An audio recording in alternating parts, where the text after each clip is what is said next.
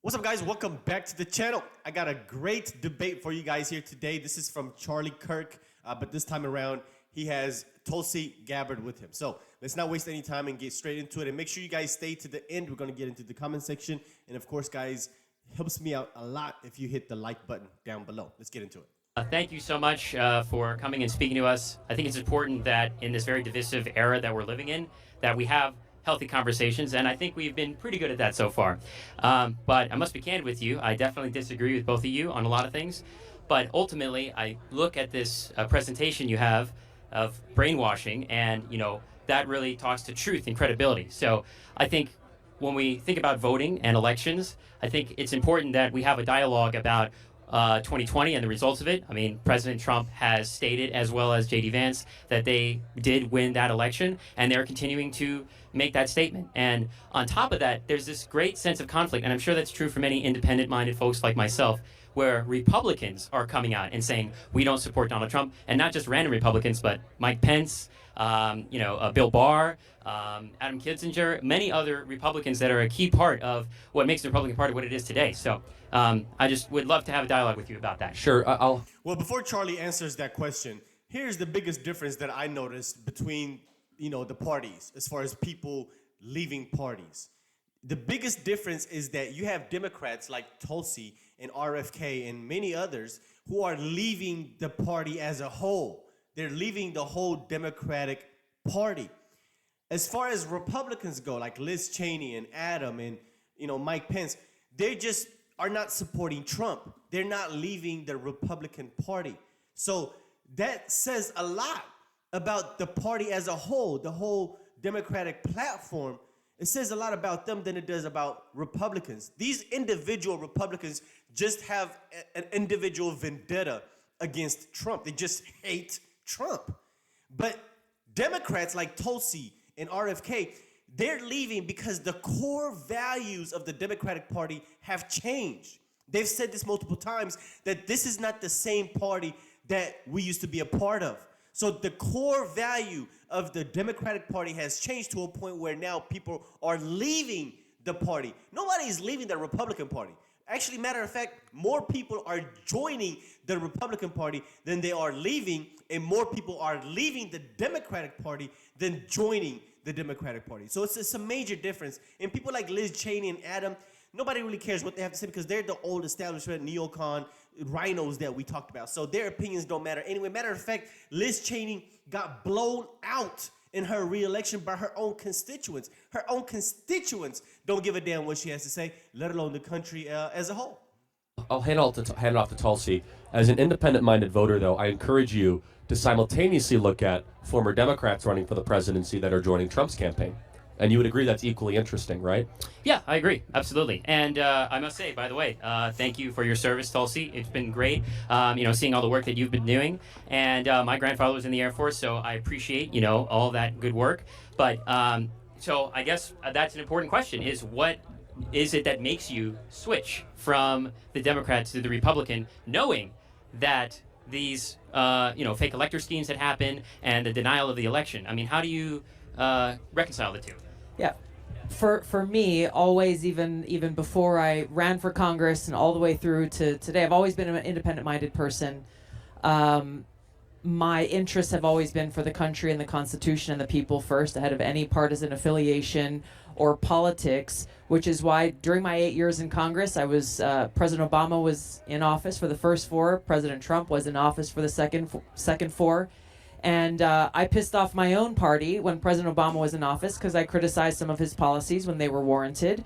And similarly, when President Trump was in office. He and I don't agree on everything. He knows that, and I know that. We agree on the most important things, though, and that, to me, is really what's at stake in this election. To address the Republicans that you called out who are supporting President Trump, when you look at the through line through all of them, they are part of the warmongering elite uniparty of Washington. Exactly. Period. Exactly. And they see Donald Trump as the biggest threat to them because he doesn't bend the knee to their interests and to the military-industrial complex. Well, from what they've stated to us, and what I believe is actually more accurate, to respectfully disagree, is that there's this issue of, for example, Donald Trump saying, I want to suspend the Constitution, I want to be a dictator on day one, essential pieces of democracy and the American freedom that we have. Yeah. So these fake elector schemes that happen, that we know happened, right? And we know didn't actually take place, these, mass voter fraud things that happened. These Republicans are actually talking about the democracy at stake. No, and this these is important things. interesting. So we believe that's all just bluster and cover, and I'm going to try to prove it to you. Please do. Okay? I'd love to. Can you find a single person that has gone against Trump that was a Republican that is against the Ukrainian war? Ooh. Oh. That is against Ooh. Wow. Charlie always asks the right questions. the Ukrainian war. Let me think about that. So, I don't believe they are against a peace deal, but they are. Can I go a step further? Yes. That is not an enthusiastic supporter of sending arms to Zelensky. Well, I mean, I don't believe that establishes whether or not. I mean, that's an incorporeal It's not a thing that gotcha, you're but let me talking tell about. you what Tulsi I mean, is it kind saying. of is, but go ahead. That's okay. So our belief system, and it's rooted in fact, is that they will cherry pick about Trump exaggerations or things that are widely misrepresented. Not a good use of our time to go through all that, because let's go more macro. Sure. Because foreign policy is really why they hate Donald Trump. Foreign policy is the life force of an illegitimate uniparty in D.C. that... But, I mean, at its core, though, wouldn't you all agree that the division within the Republican Party has been a large part a result of the aftermath of 2020? I mean, January 6th. There isn't you're saying- division, though. You have a couple defectors like Liz Cheney and Adam Kinzinger that aren't even part of our worldview. Liz Cheney is now going around saying she supports Roe versus Wade. She was never a Republican. I mean, so the point being is you can, yes, talk about these people that might have previously been installed, but here's what's happening. Is you're seeing Bobby Kennedy's and Elon Musk's and Tulsi Gabbard's join the Republican Party, and so we're gaining addition of people that are more like-minded, and we're subtracting those that were never part of us in the first place. There's 2 points to the criticisms that these people are bringing up against Donald Trump and that Kamala Harris is touting on the campaign, which is they say President Trump is a threat to the Constitution and a threat to democracy, right? That's at the core of what your question and their argument is. Kamala Harris does not believe in free speech. Period. She does not believe in free speech. She has advocated time and again for the censorship of speech that she believes is misinformation, disinformation, or hate speech. Tim Walz believes the same. They've said this explicitly. Kamala Harris does not believe in freedom of religion. As a U.S. Senator, she voted against a judicial nominee that was before their committee simply because he's a devout practicing Catholic and a member of the Knights of Columbus. She talked about this. You can go and look at her comments. Democracy. This is coming from a Democrat party that tried to get Donald Trump's name off the ballot in over 32 states. How could they believe in the protection of democracy when they are trying to take away voters' rights for us? They can disagree with how people vote, but every one of us has a right to be able to cast our vote. There are many different examples that prove that they do not believe in the Constitution and that their very actions are undermining our democracy, which points out the hypocrisy of their whole argument against Donald Trump. What this really comes down to, and this is important in the last 12 days, 11 days of this campaign, Kamala Harris has given up on debating and contrasting President Trump's actual policies on issues and resorting to name calling, because she knows when it comes to border security, when it comes to the economy, when it comes to foreign policy, when it comes to the cost of living, unfortunately for her, over the last 4 years, she has no record to stand on. Well, Right? I'm just going to make one last point because right. I appreciate your candor and your opinions. I disagree with the conclusions that you make, but I think we both equally and fairly get to those conclusions. Here's what I'll say simply. I think that if you are going to vote for a president of the United States, the core thing you have to think about is, when I vote for that president, will my vote remain protected and insured? And when you're seeing in these multiple Republican-led states a result of the Donald Trump fake elector lie and the election was stolen lie, there's a lot of stymieing of the right to vote. You're seeing polling places closing in Georgia. You're seeing a limitation of access to water in Georgia as well. You got a lot of voter ID laws. We even got a voter ID statute that's going to be potentially passed. I got to cut you off. So Tell me why you're against voter ID. Absolutely. Great question. So you have to start first with those that have the most difficult time going and voting. For example, native tribal folks, you have poor and disenfranchised folks. And when you create a voter ID law, first of all, in the state of Nevada, there's already multiple ways to verify your identification. And I know this because I was trained as an agency of the registrar. And so I understand that at the back end of this, there's a lot of verification that goes on. And this is true for many other states. But when you include voter ID as well, you're adding an additional barrier to those individuals. Should I have to show an ID to board an airplane? You should have to show an ID. Yes. So why do we want to secure the identity of those on airplanes, but not those that cast precious votes? Well, there's a difference between a privilege and a right, as you stated yourself. And there's a privilege to take an airplane. But don't you agree rights are more important to protect than privileges? So it actually works in my favor. Rights you should secure a lot more than privileges. Actually, not in the instance that you're speaking of, because when we're using an ID, it's about the verification of who's paying for the flight and things of that nature. But when you talk about... That would be the same thing with the voter ID, is verification of who's casting the vote. Is this person saying exactly who they are? I mean, it's the same thing. It's the same thing. It's not. That's not correct. A third party can pay for the flight. Why are we doing identification when you board an airplane? We want to make sure that you are who you say you are.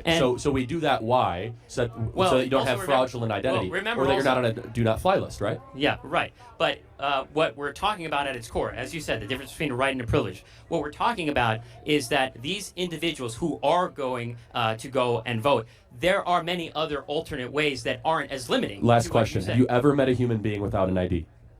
Have I ever met a human being? Yeah, there's multiple homeless people on the street that I've had the privilege of meeting and helping get food. How difficult is it to get an ID?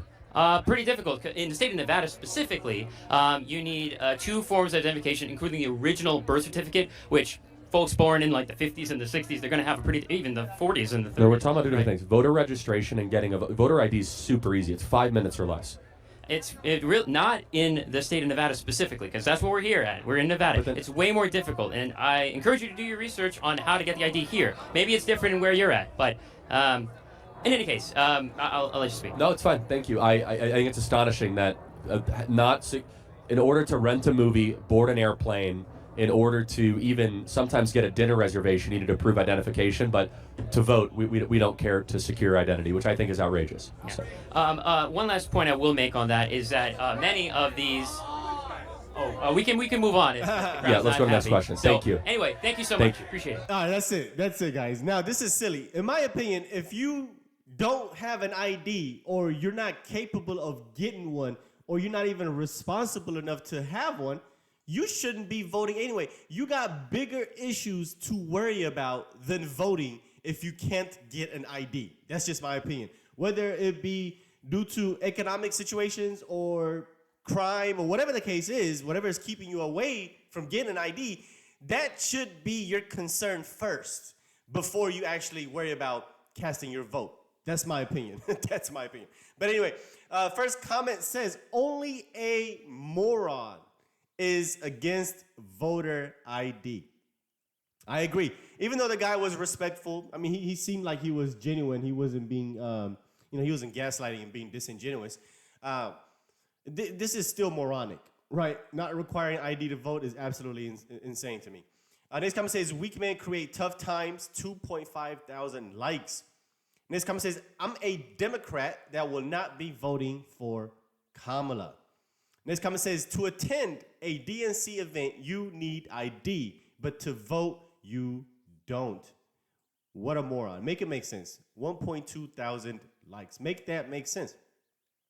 And then this will be the last comment. Somebody says, I'm cool with not showing ID to protect voter rights if you're cool with me not showing ID when I buy a gun to protect my gun rights.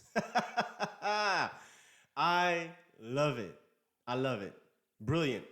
Brilliant, brilliant, brilliant comment. So let me know what you guys think. Hope you enjoyed this video. Let's talk about it in the comment section. If you're brand new to the channel, you enjoy the content, consider hitting the subscribe button down below. I'll see you guys on the next one.